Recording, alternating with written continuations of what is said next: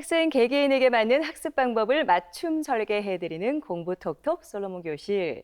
오늘은 두 분과 함께 하겠습니다. 어서 오세요. 네, 안녕하세요. 네, 소장님 안녕하십니까? 인사 한번 네. 해주세요. 언어를 배운다는 것은 인간을 가장 인간답게 만드는 행위와 동시에 우리가 건물을 지을 때 뼈대가 중요하잖아요.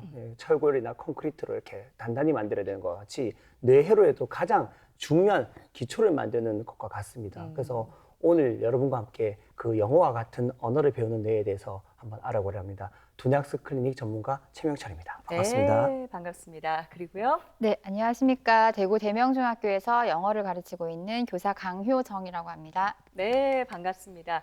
강효정 선생님, 이렇게 소장님과 두 분과 함께 이 코너를 해보도록 하겠습니다.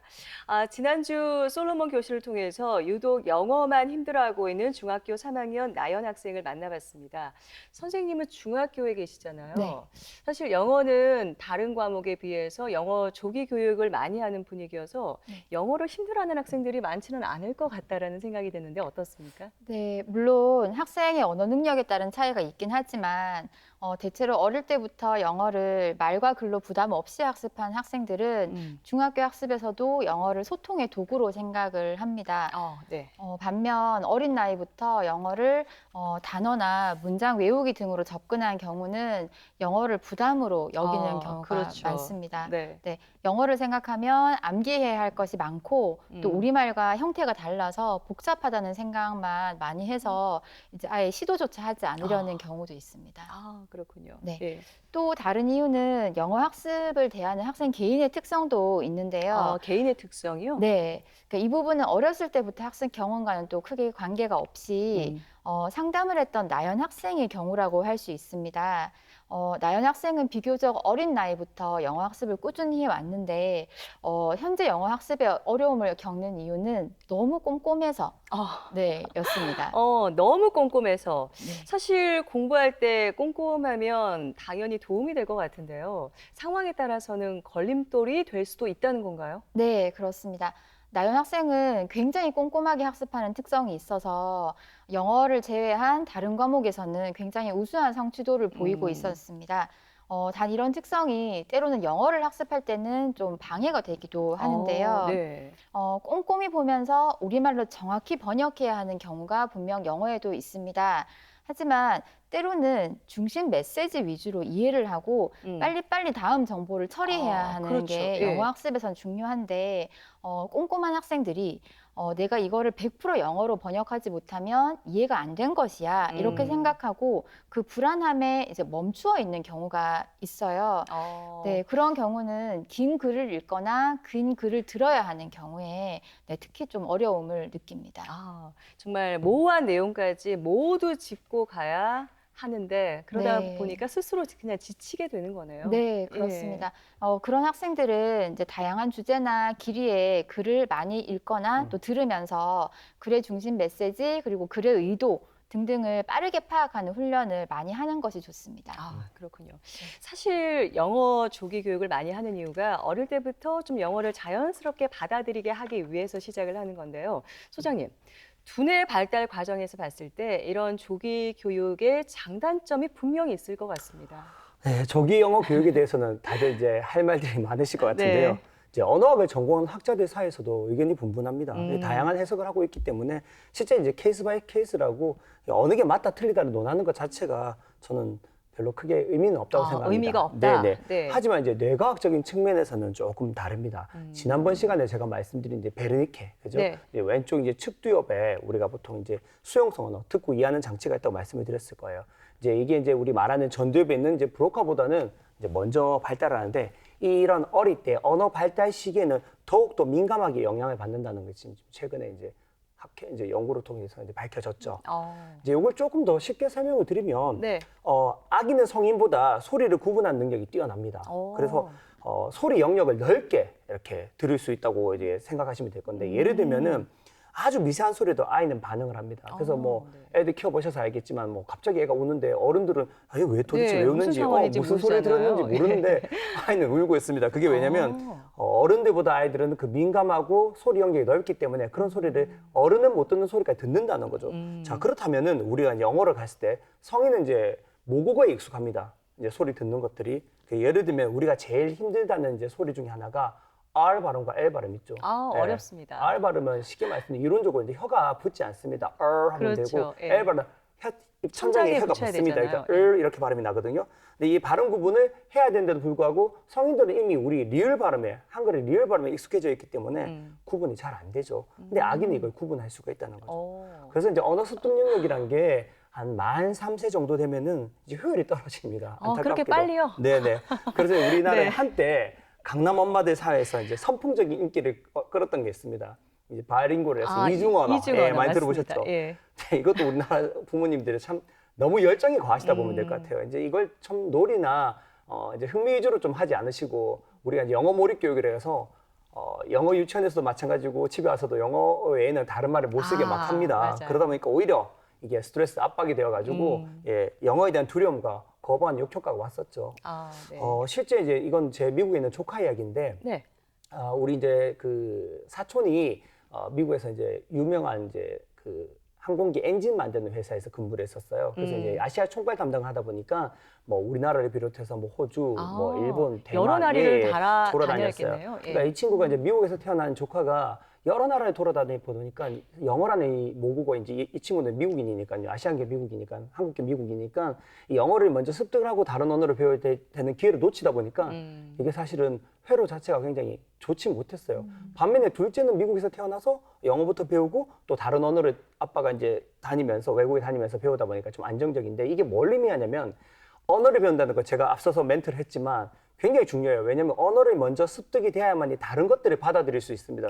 예, 그러니까 회로를 만들 수 있어서 가장 기본적인 게 언어 습득인데 이거 자체가 엄마가 한국인이고 아빠가 미국인인 경우에는 완벽하게 일관성 있게 아빠는 영어를 대화하고 아이랑 엄마는 이제 한국어랑 대화합니다. 그러면 얘가 사실 바이링구얼이 될 수가 있습니다. 이중 언어자가 될 수 있는데 그렇지 않은 환경에서 이제 사실 조금 이제 혼재되거나 환경이 그렇지 박히셔주지 않는 완벽한 상황이 아니라면은 오히려 저는 모국어 습득을 먼저 하고 나서 천천히 영어를 배워도 늦지 않다고 저는 생각을 합니다. 예. 아, 그렇군요. 앞서 이중 언어 얘기해 주실 때 재미와 놀이로 좀 가볍게 접근을 해야 되는데 너무 몰입 교육을 하다 보니까 네. 역효과가 난다라는 말씀을 해주셨습니다. 선생님, 그래도 영어가 다른 과목보다 일찍 좀 접하다 보니까 익숙하지 않을까 싶은데 우리 학생들이 중학교만 들어가면 왜 이렇게 영어를 어려워할까요? 좀 적절한 대답이 아닐 수도 있지만 네. 저는 원래 학생들에게 영어뿐만 아니라 모든 학습은 다 어려운 거라고 얘기를 합니다. 정답이네요. 네. 네. 그래서 영어에 대해서 이제 말씀을 특별히 드리자면 영어는 단순한 문장조차도 우리말과 어순이 완전 다릅니다. 그래서 어순이 다르다는 말은 아이들이 생각을 할 때도 생각을 순서를 다르게 해야 된다는 말이기도 합니다. 그래서 힘드네요. 네. 네, 그렇습니다. 그러니까 중학생의 경우에 이제 14, 15년 동안 본인이 말해오던 패턴이나 뭐 아니면 소리를 내는 습관 등이 있는데 그렇죠. 이것을 외국어를 배우면서 여기 변화를 준다는 것은 사실 원래 어려운 원래 어려운 거군요. 네, 원래 어려운 일입니다. 그래서 원래 어렵기 때문에 공부를 많이 해야 하고 또 이제 공부를 하는 목표를 생각해 보면 학생들이 단순히 이제 시험을 잘 치기 위해서나 아니면 뭐 과제 수행을 잘하기 위해서 이제 치는 경우가 많은데 제 생각에는 학생들이 조금 더 목표를 길게 넓게 보면 좋겠습니다. 그래서 영어 학습을 하는 중요한 목표는 이제 좀 더 넓은 세상에서 다양한 경험을 하기 위함이라고 생각하고 이제 어렵지만 꾸준히 노력할 수 있기를 저는 바라고 있습니다. 네, 좀 더 넓은 의미로 생각을 해봐야겠다는 그런 생각이 듭니다. 소장님, 앞서 지난주에 나연 학생의 영어 학습 고민에 대해서 뭐 뇌회로의 문제라든지 또 영어에 대한 감정이 안 좋다라는 말씀을 해주셨는데 여기에 하나를 더 추가하자면은 말하는 감각기관에 문제도 있을 수 있다고요? 그렇죠. 네. 이제 우리가 보통 이제 말을 한다는 것 자체는 우리가 조금 다르게 생각할 수 있어요. 듣는 게 돼야 말을 합니다. 그렇죠. 근데 이제 문자는 좀 다릅니다. 우리가 보통 이제 대부분 책을 많이 읽어요. 영어를 독해를 많이 하는 데서 단어 암기나 독해를 많이 시킵니다. 그렇게 읽기 위해서 또 문법도 배우죠. 근데 이제 문자를 보면은 이 구성이 모양과 사운드로 되어 있어요. 근데 여기서 중요한 듣기라는 거는 우리가 귀에서 소리는 주파수와 톤으로 구분합니다. 그래서 이게 이제 우리가 이제 고막을 지나면서 증폭이 됩니다. 이게 북이 울리듯이 이제 울리죠. 이제 증폭이 되어서 전정기관을 통해서 우리가 이제 그 달팽이관이 그렇게 생긴 이유가 있어요. 그 소리가 뱅글뱅글 돌면서 소리인지 B 사운드인지 P 사운드인지 구분을 해서 그래서 정기적 신호로 바뀌어서 왼쪽 축두엽으로 들어가요. 이제 보는 거는 이제 우리 망막, 레티나죠. 그죠? 망막의 상위 매치입니다. 그럼 이것도 마찬가지 빛이 들어오면은 얘가 이제 보는 원리도 정기적 신호로 바꿔요. 그래서 이제 후두엽에 가서 이제 비주얼 코텍스라고 우리가 보통 이제 시지각 정보를 처리하는 중추가 있습니다.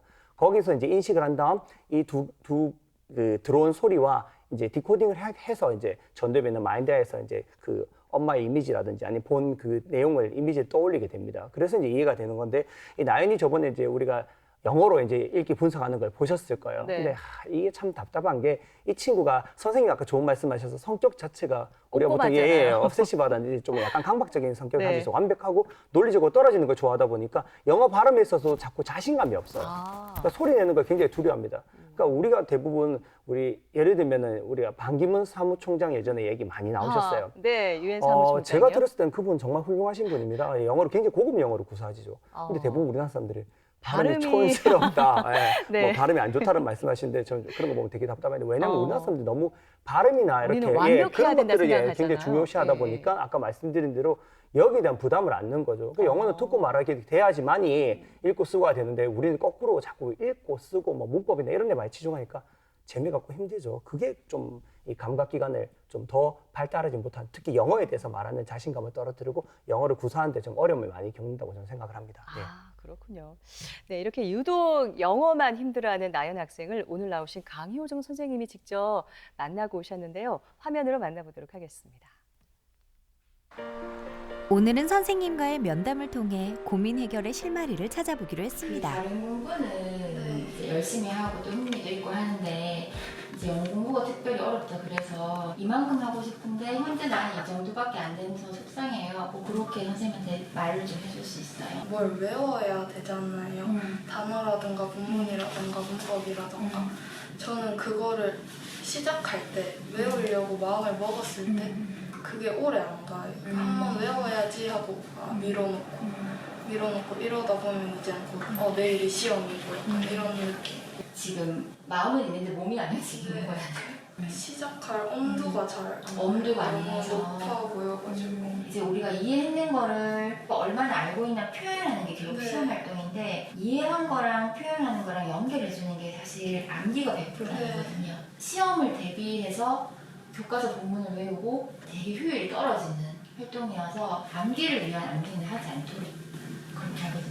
학습 수준은 전체적으로 중상 이상 되는 것 같습니다. 초등학교 1학년 때부터 영어를 꾸준히 뭐 이제 집에서든 뭐 외부 기관에서든 공부를 해왔기 때문에 지금까지 누적된 학습량은 부족하지 않고요. 시험 상황이라든지 아니면 시험 외적으로 영어를 사용해야 하는 상황에 어떻게 이것을 끌어낼 것인가에 대한 훈련이 조금 부족해 보이는, 그걸 연결시키는 공부를 어떻게 하는가에 대한 조언이 필요한 학생 같아 보입니다. 일단 단어와 문법 등 간단한 테스트를 통해 현재 나연이의 영어 학습 수준을 알아봅니다. 오늘 여러 가지 상담도 하고 테스트 본다고 수고 많았고요. 선생님이 아까 나연이 학습 상황에 대해서 얘기한 것들 적용해서 학습하면 앞으로 큰 발전이 있을 것 같아요. 단어라든지 문법을 공부할 때도 모양과 의미에만 집중하지 않고 소리도 들어보고 이 단어나 문법이 다른 상황에 어떻게 적용되는지 조금 폭넓게 공부할 필요가 있어 보였습니다. 영어 공부를 어떻게 해야 될지 몰랐는데 그 영어 공부에 대한 방법을 알려주셔서 좋았던 것 같아요. 지금 당장 시험 치는 것도 도움 많이 될 것 같지만 나아가서 고등학교 이럴 때 영어도 많이 도움 될 것 같아요.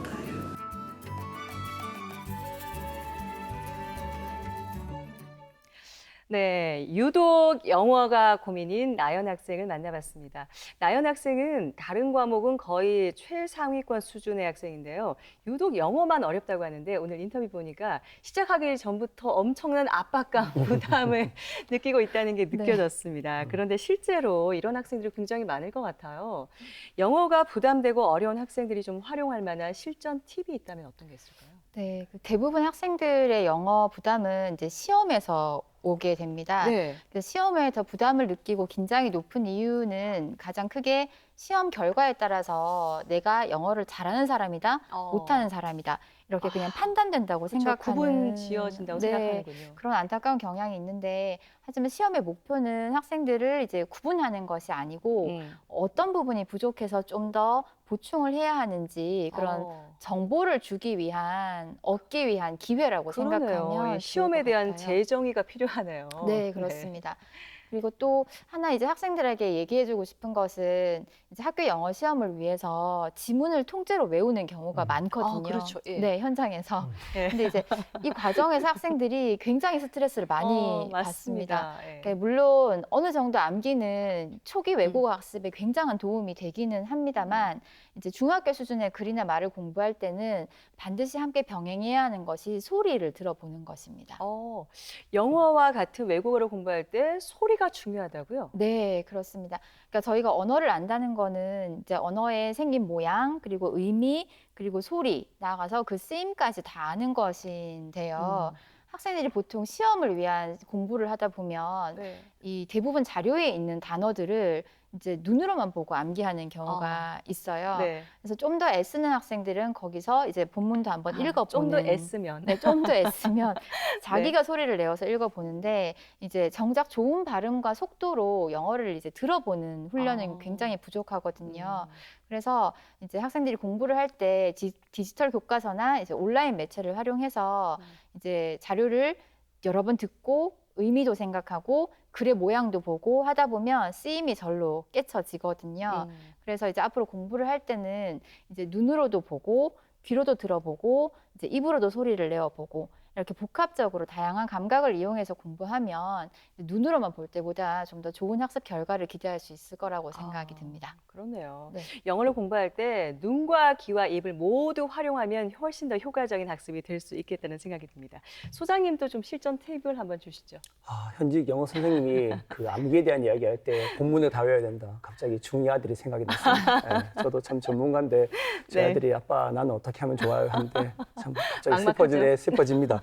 그래도 저는 얘기할 겁니다. 제가 네. 나연이뿐만 아니라 네. 대부분의 학생이 영어를 왜 배워야 되는지 특히 특히 요즘 애들이 자꾸 저한테 뭐라냐면 아니 초등학생들 중에 이런 말을 하더라고요. 뭐라고요? 아니 번역기 쓰면 되지 그 영어 왜 공부해요? 맞아요. 나중에 인공지능 나오면 걔가 다 알아서 번역해주고 하는데 단어를 외워야 되냐고 오히려 저한테 이 검사하면서 따지는 경우가 따질 있습니다. 수 있겠네요. 네네. 근데 늘 말씀드리지만 우리는 서바이벌을 중요시합니다. 그래서 만약에 미국을 유학을 준비하는 학생 같은 경우에는 영어 공부는 필수겠죠. 그럼 내가 어떻게 될까? 이 영어를 해야 되기 때문에 굉장히 이제 몰입하고 열심히 하려고 들 겁니다. 하지만 나연이와 같은 경우에는 아까 우리 선생님께서 정확하게 지적을 해주셨는데 이제 시험 공부가 아닌 다른 환경에서 영어를 자꾸 쓸 수 있는 걸 해야 돼요. 그래서 이게 우리가 자꾸 영어 단어를 외우고 문법만 보고 자꾸 독해만 하려고 하는 게 아니라 자막 없이 미드를 본다던가 영화를 보고 팝송을 듣는다던가 우리 뭐 장진영 아나운서도 알다시피 이제 뭐 재즈도 좋아하시고 팝 많이 들으시니까 라디오에서 제가 말씀드렸잖아요. 발음이 당연히 좋아질 수밖에 없다고 저는 네. 그렇게 생각을 하거든요. 그래서 새로운 정보를 이제 받아들이는 활동들을 많이 해야 돼요. 이게 액티비티를 많이 해야 되는데 우리나라 애들이 그럴 시간도 없고 그럴 여유도 없습니다. 그러다 보니까 더 힘들어지고 그리고 단어를 암기하는 방법도 사실 다양합니다. 근데 이제 나연이와 같이 이제 논리적 사고를 하는 친구들은 이제 어원이나 이게 왜냐하면 논리 분석적인 걸 좋아하기 때문에 어원이라든지 단어의 구조적 분석을 통해서 이제 암기하는 게 훨씬 효율적이고요. 이때 이제 우리가 이제 운에 우리가 보통 이제 그 인스타그램은 사실 운의 활동이라고 보시면 돼요. 사진을 감성적 본다는 사진이죠. 게요. 예. 그다음 예. 우리가 보통 이제 페이스북 같은 거는 단어죠, 단어. 그죠? 그렇죠. 예, 텍스트 위주잖아요. 그래서 사실 페이스북에 이제 그 주커버그가 인스타를 사들인 이유도 있습니다. 좀 뇌를 좀 아는 친구죠. 그렇죠. 예. 그래서 그 보조적 수단으로 운해를 도움을 받는 그런 활동들을 하면은 오히려 영어를 단어를 암기하거나 영어를 이해하는 데 굉장히 도움이 많이 됩니다. 그렇군요. 나연이에게 맞는 영어 학습 방법까지 말씀을 해주셨는데, 근데 선생님, 영어에서 보면 같은 단어여도 상황이나 문맥에 따라서 다르게 쓰이는 경우가 있잖아요. 네, 그렇습니다. 그래서 우리 학생들이 영어를 더 어려워하는 거 아닐까 싶어요. 네. 그래서 언어는 이렇게 굉장히 복합적입니다. 그래서 학생들이 영어를 어렵게 느끼는 이유에 대해서 잠시 말씀드렸다시피 외국어는 우리말과 완전 소리도 다르고 모양도 다르고 또 그 안에 엄청나게 다른 문화를 또 담고 있습니다. 그래서 아주 큰 건물을 한번 상상해 보시면 저희가 이렇게 서 있으면 건물의 한 면만 보이잖아요. 그래서 그 부분만 볼 수밖에 없습니다만 이제 차면을 돌아가서 천천히 둘러보고 또 건물 안에도 한번 들어가서 살펴보고 옥상도 올라가고 지하도 내려가 보고 하면 건물 안에 이제 내용이나 구조나 특징을 잘 알 수 있게 되거든요. 그래서 언어도 마찬가지라고 생각합니다. 좀 폭넓게 여러 가지 측면의 영어를 활용하고 공부하다 보면 지금은 좀 파악이 힘들고 어렵지만 점점 자유롭게 영어 안에서 놀 수 있는 능력이 갖추어질 거라고 생각됩니다. 아, 그렇군요. 교과서뿐만 아니라 다양한 자료를 활용하는 것도 도움이 될 것 같습니다. 마지막으로 좀 우리 학생들을 위해서 한 말씀을 더 해주신다면요. 저는 사실 경상도에서 태어나서 예, 뭐 사투리를 배우고 자랐습니다. 근데 제가 미국에 있거나 서울에 있을 때는 안 믿으실지 몰라도 완벽하게 이제 서울어를 구사하고 살았었습니다. 이제 대구가 이제 산지 지금 12년이 됐습니다. 우리 대구 광역시교육청에 일을 하기 위해서 내려왔는데요. 그러하고 뭐 아지야 이런 말 제가 들은 적이 없습니다. 근데 무슨 구사를 잘하지 않습니까? 그래서 학생들 여러분들도 영어를 친숙하게 외국인 친구하고 대화하기 위해서 또는 내가 외국의 새로운 문물들, 문화나 이런 것들 배운다고 생각하면서 좀 즐거운 마음을 가지고 시험에 대한 부담을 좀 떨쳐버린 채 영어 공부를 하면 좋은 결과가 있지 않을까 생각을 합니다. 아, 긍정적인 마인드가 중요하다. 그리고 선생님도요? 네. 그 소장님 말씀하신 것처럼 정말 다양한 매체나 이제 도구를 활용해서 다양한 주제를 많이 접해보는 거 중요하고요. 그다음에 학생들이 영어 학습이 원래 어렵다는 것을 이제 받아들이면 좋겠습니다. 맞아요. 그러니까 뭐 재미있게 공부하고 쉽게 공부하는 방법은 사실 조금 힘들고요. 원래 어렵기 때문에 많이 공부해야 되고 자기가 조금씩 발전할 때 자기 자신을 굉장히 칭찬해주면 칭찬해주거나. 네, 좋겠습니다. 그러니까 보통 영어에 대한 기대치가 높기 때문에 아이들이 좀 주눅 들어 있는 경우가 많거든요. 하지만 이제 영어를 학습하고 조금씩 깨쳐나간다는 거는 정말 대단한 일이기 때문에 스스로 칭찬하는 학생이 많아졌으면 좋겠습니다. 네, 조금의 발전이 있더라도 칭찬을 많이 하는 게 중요하다는 말씀을 해주셨습니다. 오늘 이렇게 두 분과 함께 영어 학습에 도움이 되는 좋은 얘기를 나눠봤습니다. 오늘 좋은 말씀 잘 들었습니다. 고맙습니다. 고맙습니다. 감사합니다.